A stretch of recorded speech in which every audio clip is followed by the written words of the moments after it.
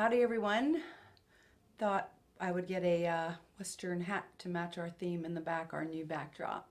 Hope you guys enjoy it. Kind of try to make these educational videos not so boring, so maybe you'll sign on again and watch them because the tools we're going to give you are really important, and we want to make it not boring, but that you take in the information and apply it to your life, because that's our job as counselors. So today we're going to go over something called the stages of change. What in the world is that?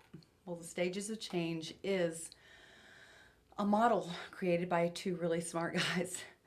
And it can apply to any kind of big changes that you're going to make in your life. But today we're going to use it and apply it to addiction, because that's kind of where we're at in our lives, right?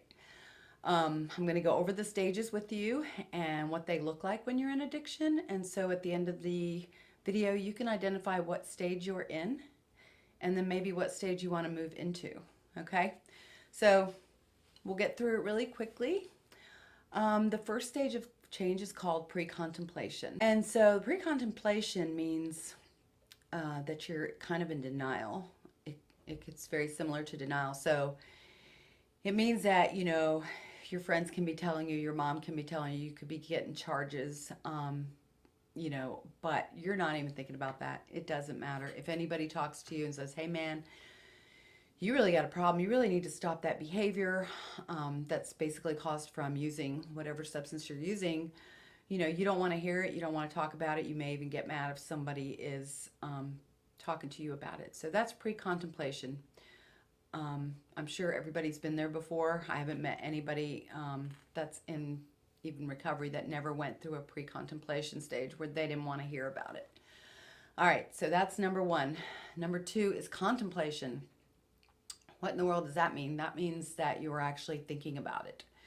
Maybe you're not at the stage of wanting to admit to anything, but you're thinking about it. You're like, you know what? I've been to jail 3 times in the last 6 months and I've never been in jail before. Or, you know, I stole that from my friend or from a relative to get drugs. So, you know, you just it's kind of like your conscience talking to you. So that's contemplation. You're thinking about it and thinking maybe you need to do something about it, but you're maybe not quite ready to do anything yet, but spending some time with it in your mind. All right, the next one is called preparation. So all of a sudden you're in the contemplation stage and you're like, oh, okay, I need help. What do I do? So what does a person do when they're in the preparation stage? So preparation would look like maybe calling, getting yourself into medical detox if that's what you need before you go to treatment. Calling some treatment centers. If you don't know where to start, you could call a friend maybe that's gone through what you've been going through, and maybe they're already in recovery. So that would be what preparation looks like in addiction. So you're preparing to do something about the fact you finally realized you have a problem. Now you're going to prepare for it. All right, do your prep work. All right, the next stage, number 4, is action. Just like the word action. So you're actually doing it. So you've called, you've made arrangements. Now here you are, you're in a 30-day treatment center, or you've been through detox and now you're going to an IOP, which is an intensive outpatient program, maybe here locally or wherever you live. So that's action, doing something about it.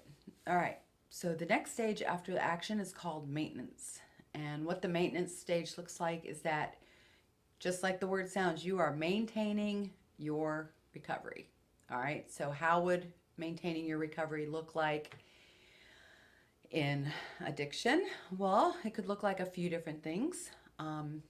Maybe if you were a drinker, you would be going to AA meetings, all right, and trying to maintain your sobriety. It could include seeing a counselor, getting a sponsor, all the things that you need to do to maintain your recovery, right? Just keep it going. You're just kind of keeping it going. It's not very easy to maintain your addiction if you're not being proactive. And I'm going to bring that up right now.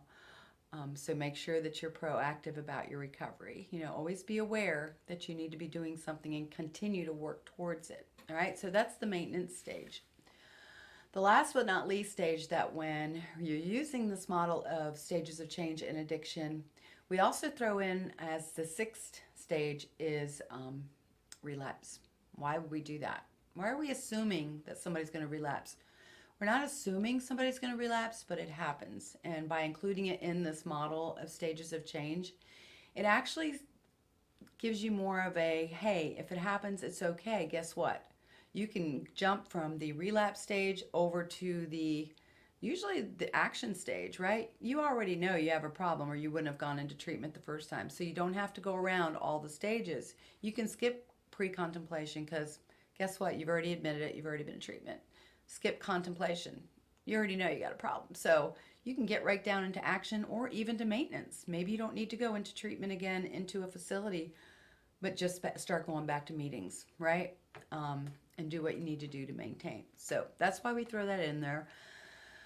If you guys have any questions or you want me to send you a copy of the stages of change, or you can actually Google it. There's a million different ways that they illustrate it, but it's pretty cool.